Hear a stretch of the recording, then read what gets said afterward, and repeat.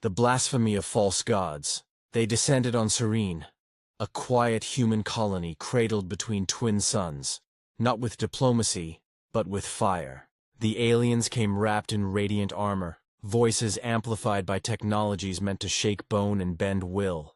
They proclaimed themselves gods reborn, conquerors of 1,000 civilizations, and humanity was to kneel or be reduced to ash. The first city fell in hours. Streets once alive with markets and laughter burned in silence, ash drifting over shattered towers. Survivors were rounded into cages beneath banners stitched with alien glyphs.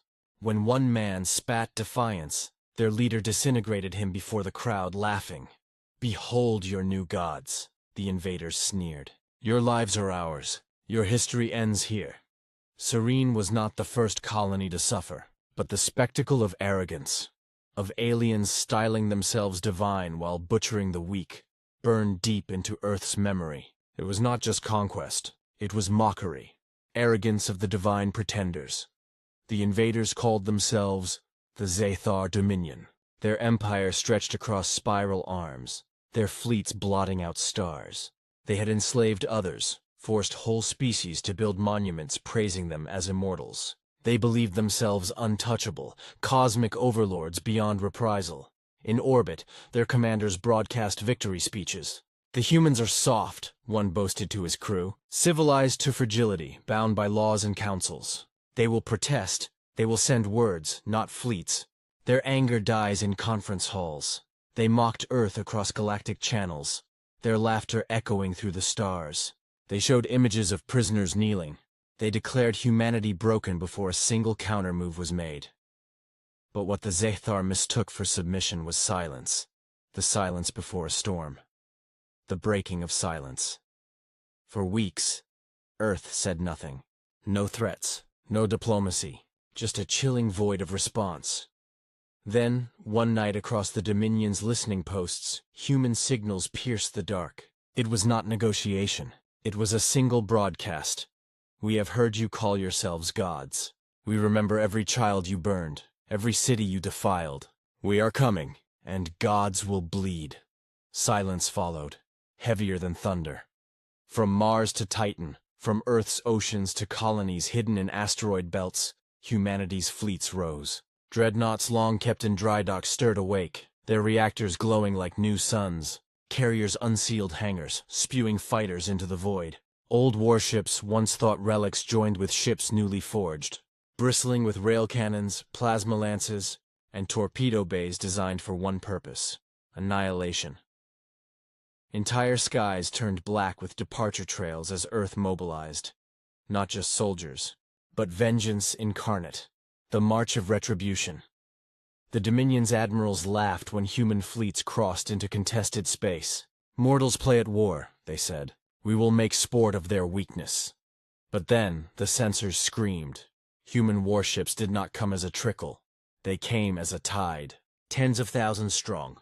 Fleets moving in coordinated silence. No boasts, no wasted transmissions. Only the cold, perfect geometry of death. They struck first at the Dominion's border fortress. In less than an hour, a citadel that had stood for centuries cracked open like brittle stone.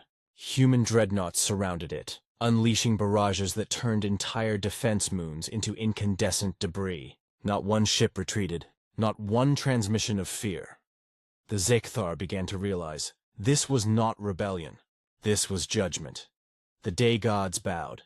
The climax came at Deiros Prime, the Dominion's jewel, their so-called throne of the gods. The Zathar assembled their grand armada, titans of war that had crushed dozens of civilizations.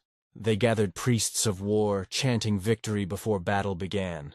Their ruler declared, "Let humanity kneel in ashes before our divine fire." Then humanity arrived, not in hundreds, not in thousands, but in such numbers that their fleets eclipsed stars. The Dominion's capital saw its skies turn black with human steel. Every city below looked upward and saw the heavens vanish. Human commanders gave no speech, no warning. The only words transmitted were cold, absolute. "You called yourselves gods. Now learn the fate of false idols." The battle was no battle at all. It was execution. Dreadnought cannons split Zathar titans in half. their wreckage burning across orbit. Swarms of human fighters darted through alien defenses like blades through cloth. Rail slugs pounded shields until they collapsed, and plasma fire scoured entire fleets in sheets of white heat. On the ground, human drop troopers fell like storms, their armored boots shaking the earth. They breached temples where Zathar priests cowered, tore down statues, and raised banners not of conquest, but of reckoning. For the first time in their history, the Zathar Dominion bent the knee, not to worship, not to plead for peace, but because the alternative was extinction, the aftermath of wrath. When the guns at last fell silent, the galaxy itself seemed to hold its breath. Dairos Prime smoldered, its palaces reduced to rubble. The Zathar ruler, once declaring himself divine, lay chained in human custody, stripped of titles and thunder, survivors whispered, broken and afraid. The phrase spread across stars like a prayer and a warning. Never provoke Earth again. Human fleets did not linger for worship. They left ruins behind, their vengeance complete, their point made in fire and silence. They had not sought glory. They had sought justice, and justice was absolute. The whispered legacy in the decades that followed, no alien dared call themselves God again. Temples that once echoed with false divinity stood abandoned, stained with memories of fire. Entire species, once enslaved by the Dominion, found freedom in the ashes of their masters. But the galaxy never forgot what they saw at Dairos Prime. The day when humanity, once dismissed as fragile, rose like judgment given form. Whispers carried through space lanes. Passed in fear from world to world, humanity waits. Humanity watches. They are patient. But should you strike them, should you mock them, should you dare call yourself God, then their vengeance will come, swift, cold, infinite.